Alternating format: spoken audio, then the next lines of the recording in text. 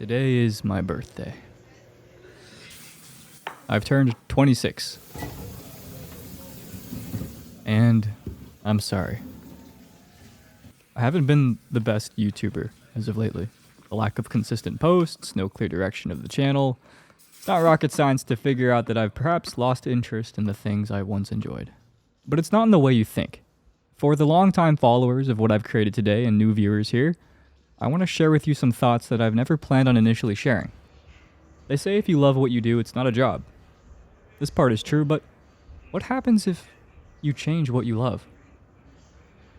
When I began making videos, I was in college, but it was new to me and I loved it so much. I spent Monday through Wednesday finishing all of my assignments and projects early and saved Thursday through Sunday just to stream and make videos. And when I started making enough money to support myself, I told my dad, I want to drop out. And to any father, this would sound insane. But I meant it. I would give up everything. I'd work any job on the side just to continue supporting myself, to do what I love, even if it fails. And after leaving school, I had all this extra time. So I poured 100% of my time into making these videos. But there's something wrong with what I had just said here. Maybe you can guess. I left no time for myself. I neglected my family connections, my friends, my other hobbies. I ignored other games I once enjoyed. If I knew I couldn't make some kind of video out of it, it wasn't worth it to me. But there came a point where I wanted to do new things. I wanted to try new things. I wanted to go back to hobbies I once abandoned. But I had created a community and following that I thought kind of expected to see the one thing they had discovered me from. But how could I make new things and post them to people who may not wish to see it? And I don't blame them, but this thought ruined me.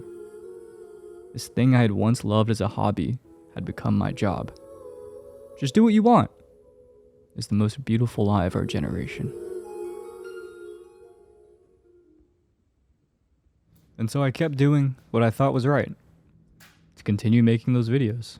But of course I was hit with complete burnout and then severe depression. And because of this, I've taken a lot of time to myself to just find things I want to do that I enjoy. And I've picked up a few new hobbies, like baking. And because of my inconsistency in posting, I've decided that I might as well post actually whatever I want. As long as I post something I'm interested in, I'm sharing a part of joy in myself with the world.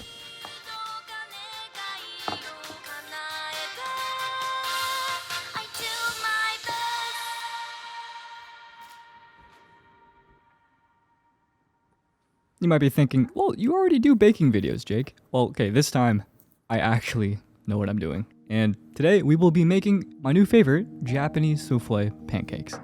And what you'll need is eggs, baking powder, flour, sugar, vanilla extract, and of course the cooking utensils. Oh, and also milk, but I'm lactose intolerant, so we will be using almond milk, I think? And before we get started, the number one thing to do is wash your hands.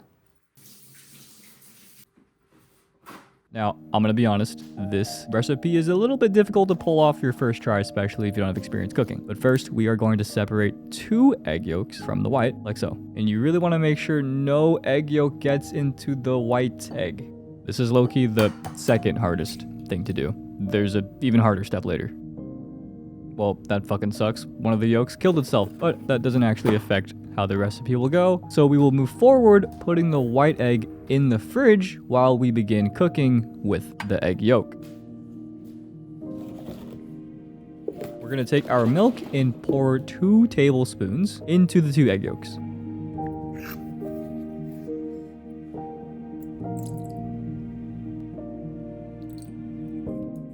Go ahead and whisk those together.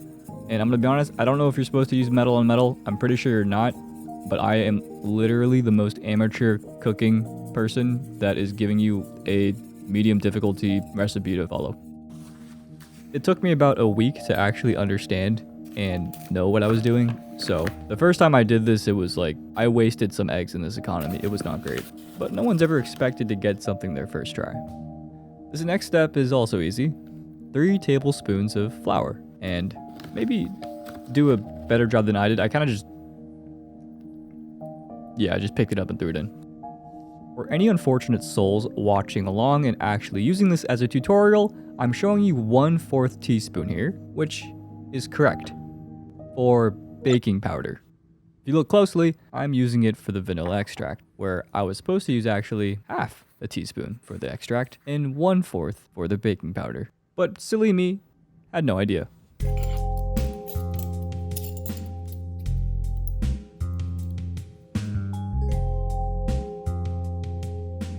But you're probably wondering, how did you find out? And what did you do next? Well, because I have actually cooked this many times, I kind of know what consistency the mixes should feel like and look like. So when you have your baking powder and flour and vanilla extract with the mixed egg and milk, you can combine it.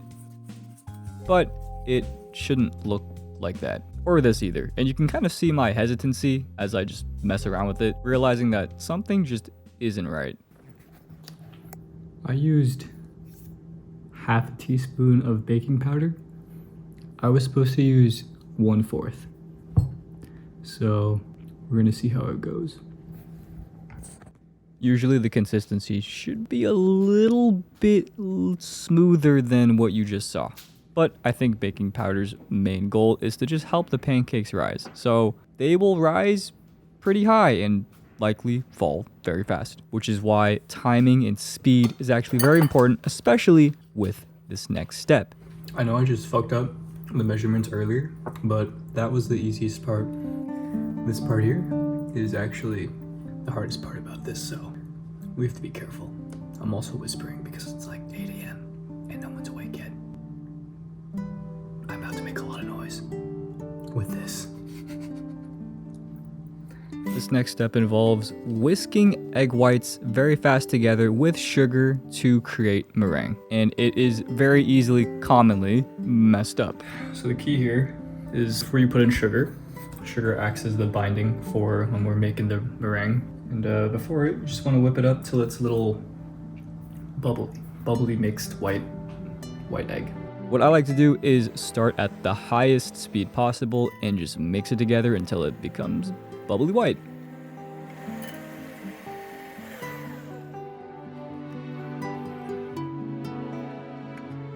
I can't hold the camera for this next part because this part is very fast and timing's important. So I'll explain.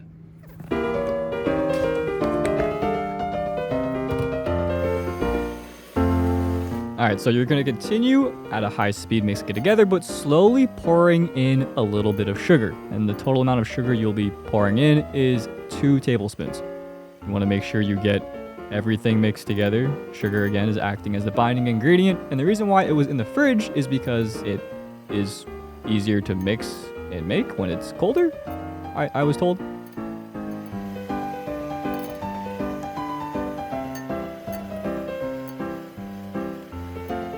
You can see it's starting to thicken and group up together. There's like swirls building up and waves. That's a good sign. This is good. This is very good. This looks amazing, actually. Wow, I did a good job.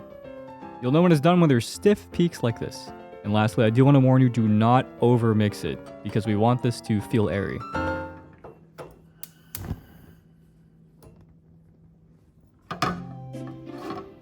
And for our next step, since we have both the mixtures ready, we need to oil a pan up. God, look at how beautiful that looks. But anyways, grab a third of it, and we're going to begin folding it into the egg yolk mixture. And I say folding because that is the technique. We're not mixing it and stirring it, we're folding it. And I don't know why, but that's just how I learned to do it. Maybe any professionals can tell me why in the chat. But continue doing so until it becomes a kind of a creamy color and fully mixed. But don't overmix. It's very important. We want to make sure it's fluffy and airy.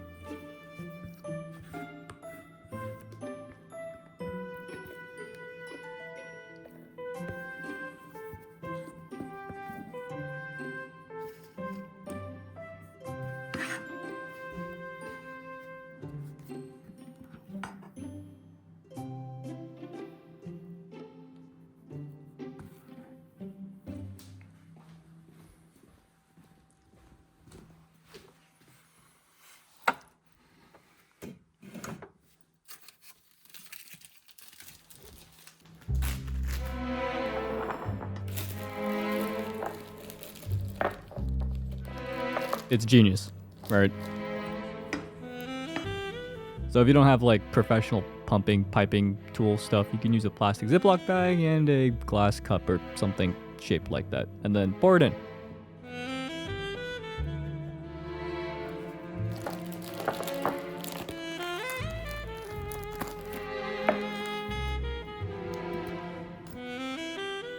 And go ahead and cut a small incision at the edge. Assuming your pan is sitting on low and it has been oiled, you're ready to start putting it in. Slowly squeeze it out, make a circular motion, and try to make it centered on the top, getting a little mountain in the middle, and then pour a little more around it so it has some kind of shape. Looks like poop. When putting in the second, be sure to add space because they will expand, they will grow, they're going to be big and fat and fluffy in just the perfect way we want it. This one also looks like poop. Now we will add 1 to 2 tablespoons of water, and this will help steam the pancakes when we cover it up. Unfortunately, my stove is kind of tilted. Usually you want the water to just stay on the sides, but it kept moving. But go ahead and cover it up, and we will wait 5 to 7 minutes. When waiting for food to cook, I have a tendency to just try to wash everything all at once before the food is done so I can eat it, but then I have to wash more dishes again. I don't know, it's like a grocery bag thing where you're like, I have to carry all the grocery bags in one trip, and then you drop everything. And then it sucks.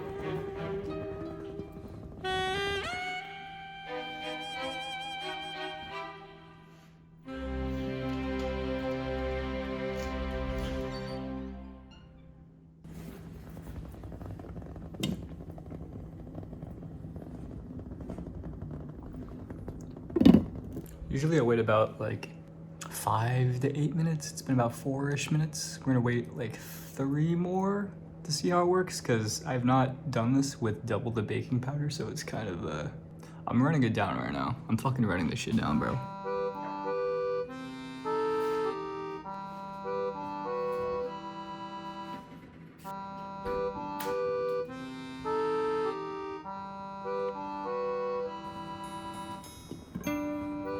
So there's a secret. You should have some left over because there's no way you're filling all of that in the pan on the first try, which is why after 5 to 7 minutes, you put more on top. After a while, the first mixture you put in has probably cooked a little bit and risen, and so you pour more on top of it to make it even taller and fluffier.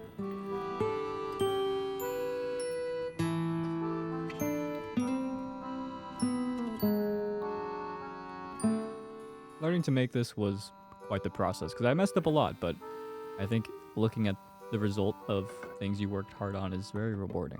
I think a lot of people this generation are so quick for instant gratification or reward. It's almost forgotten that maybe it takes a lot of time to actually see something.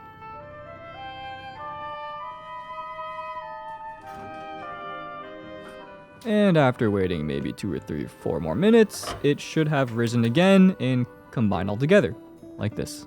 Now, the key for flipping this is you need to be confident. You need to be quick. And then you have to turn it, not actually flip it. Oh my god, they're so good. They're so good. If you have commitment issues, yes, I'm talking about you, you might end up with a fold or crease when flipping it.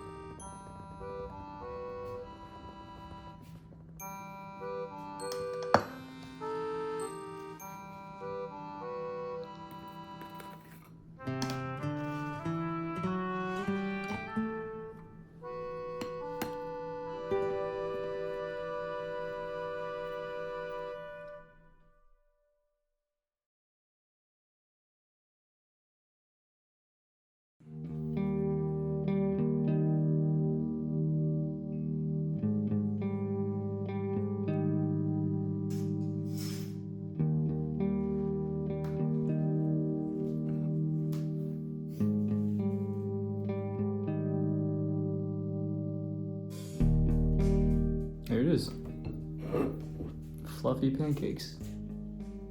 Very fluffy. You can add syrup, sprinkle it with sugar powder. Sometimes I make matcha syrup. Today I'm lazy, so we're not doing any of that. And I'm just gonna eat it raw. Well, not raw, like just by itself. It's so pretty though, I don't wanna do anything to it. And there you have it, fluffy pancakes. Made with mistakes, but it still turned out to look good and also taste pretty good.